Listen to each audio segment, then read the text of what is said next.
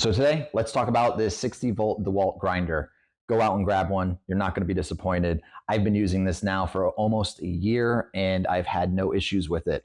I do a lot of flooring, and when I am installing new floor, whether if it's tile or luxury vinyl plank, I need to put transitions in.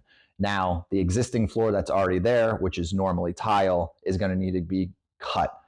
Pair this grinder with a diamond blade and you're going to cut through that tile like butter, and you're not going to have any issues with putting new floor in. I've used it by cutting concrete out, small areas, sections that need to be chiseled. I would score it with this grinder just to get it going, so it's not going to go beyond the area that I need to work in.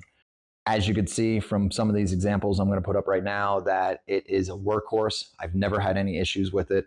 Very comfortable to use in the hand. The tool alone probably is about 4 to 5 pounds, and then match it with a bigger battery, it's going to be a little bit heavier.